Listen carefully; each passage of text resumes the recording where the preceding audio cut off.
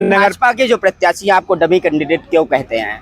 हमको dummy candidate कहते हैं। हाँ, सुना नहीं क्या आपने? चुनाव प्रचार जोरों पर है और समाजवादी पार्टी के प्रत्याशी सड़क सड़क द्वारे द्वारे जाकर के वोट मांग रहे हैं। करवी विधानसभा का चुनाव जीतने वाले सपा विधायक अनिल प्रधान से बड़े सवाल करेंगे। जिलाध्यक्ष भी मौजूद है और समाजवादी पार्टी के प्रत्याशी भी मौजूद है। सबसे पहले तो आपसे एक सवाल है, करवी विधानसभा में बड़ी जीत आपने दर्ज की थी, बड़ा दारोमदार होगा आपके ऊपर, इनको जिताने का कैसे प्रयास करेंगे? समाजवादी पार्टी एकजुट होकर और जिस तरह से भारतीय जनता पार्टी की सरकार है पूरे उत्तर प्रदेश और विशेष रूप से शहर के लोगों को ठगने का काम किया गया है, पूरी समाजवादी पार्टी एकजुट होकर माननीय अखिलेश यादव जी के नाम पर, और जो काम समाजवादी सरकार में हुए हैं और जिस तरह से समाजवादी पार्टी ने एक जमीनी कार्यकर्ता को, जिन्होंने 30 वर्षों से लगातार समाजवादी पार्टी को मजबूत करने का काम किया है, प्रत्येक कार्यकर्ता गली मोहल्ले से निकलकर और जनता पूर्ण रूप से आदरणीय श्री जागेश्वर यादव जी के साथ है। जिस प्रकार से विधानसभा के चुनाव में ऐतिहासिक मतों से समाजवादी प्रत्याशी के रूप में आदरणीय चित्रकूट की सम्मानित जनता जनार्दन ने अखिलेश जी के नाम पर अपने बेटे अपने भाई अनिल प्रधान को जिताने का काम किया था, उससे अधिक उत्साह और ऐतिहासिक मतों के साथ आदरणीय जागेश्वर यादव नगर पालिका के चेयरमैन फिर आऊंगा आपके पास। हाल ही में आप जिलाध्यक्ष बने, आते एक बड़ी जिम्मेदारी मिल गई नगर पालिका का चुनाव जिताने की, इस अग्नि परीक्षा पर खड़े उतर पाएंगे? देखिए, ऐसा है, आवाज तेज करके बोलिएगा।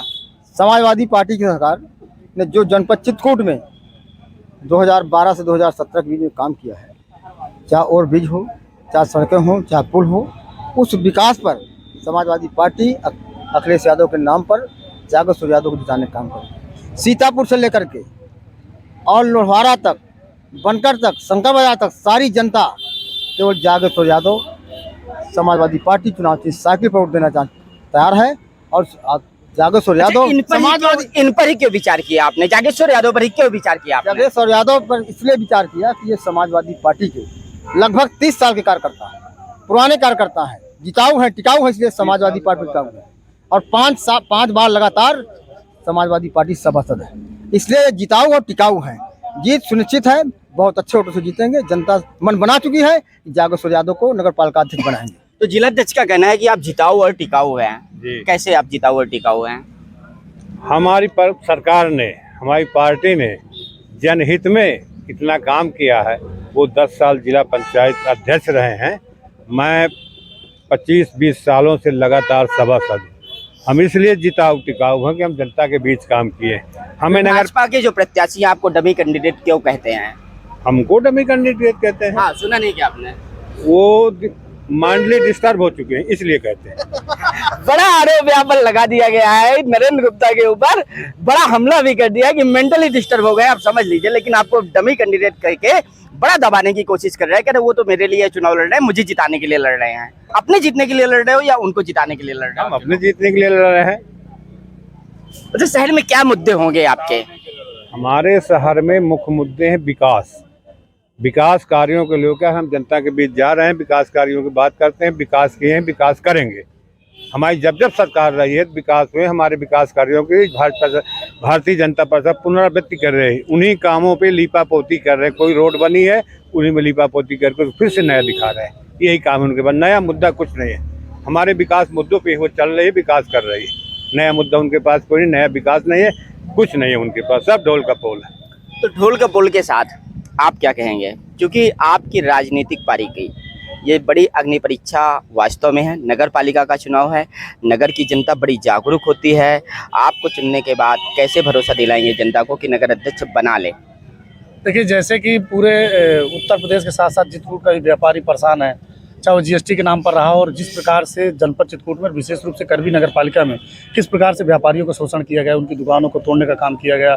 जो गरीब तबके का छोटा व्यापारी है, जो रोज़मर्रा का काम करता है, उसको किस प्रकार से उसको जगहों से हटाने का काम किया। इस तरह कहीं ना कहीं पूरा व्यापारी तैयार बैठा है।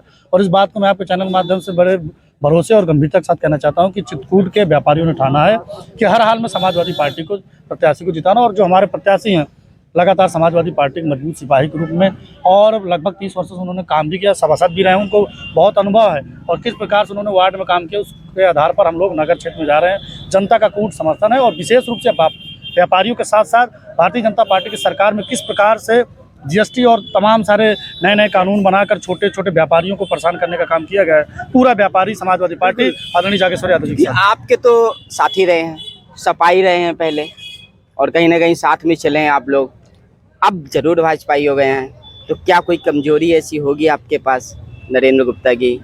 कुछ है? नरेंद्र गुप्ता 5 साल नगर पालिका अध्यक्ष रहे, व्यापारियों का हाउस टैक्स इतना बढ़ा दिया, बिजली के बिल बढ़वा दिया और तमाम पेयजल व्यवस्था को बढ़ा दिया, इसलिए व्यापारी सारा व्यापारी नाराज है और व्यापारी मन बना चुका है कि इस बार जागेश्वर यादव को हम नगर पालिका अध्यक्ष बनाएं। अच्छा, हम काशीराम कॉलोनी गए, वहाँ पानी की समस्या भयंकर रही। हम तरौआ गए, वहाँ बारात घर का मुद्दा है। तो इन एक दो मुद्दों पर आप लोग कैसे काम कर पाएंगे? ये समस्या तो है। देखिए, चुनौतियां तो है ही हैं, पर इतना जरूर आपके माध्यम से हम भरोसा दिलाना चाहते हैं जनता के कि जिस प्रकार से उन्होंने बेटे के रूप में मुझे मदद किया था, मुझे चुनाव जिताने का काम किया था, जागेश्वर यादव जी के सपोर्ट से जो समस्या है, जो जेनुअल समस्या है, बिजली की समस्या, सड़क की समस्या, नाली की समस्या, जो और तमाम सारी व्यवस्थाएं हैं, उसको सुचारू रूप से हम लोग मिलकर और वार्ड सभासदों के सहयोग से जनपद चित्रकूट में जो विकास पहले नहीं हुआ होगा, इस 5 साल के इतिहास के चौगुना काम करने का काम हम लोग करेंगे। ये थे हमारे साथ समाजवादी पार्टी के प्रत्याशी और समाजवादी पार्टी के विधायक और जिला अध्यक्ष, जिन्होंने कहा है कि 5 साल में हम विकास का इतिहास रच देंगे। जनता के जो जेन्युइन मुद्दे हैं, जैसे हम काशीराम कॉलोनी गए, हम जगदीशगंज पहुंचे, हम तरौआ पहुंचे, इन मुद्दों पर भी हम लगातार बात करें और जनता अपने मुद्दों पर जरूर राय रखती जाए हमारे चैनल के माध्यम से। क्योंकि अगर सवाल करेंगे तो अभी 11 तारीख तक वोट पड़ने में भी दिन है, हम फिर इनके पास आएंगे और बात करेंगे आप ही के सवालों पर, ताकि आपको जवाब मिले और भविष्य में आप इनको घेर सकें। तो बने रहिए हमारे साथ फुल स्टॉप में।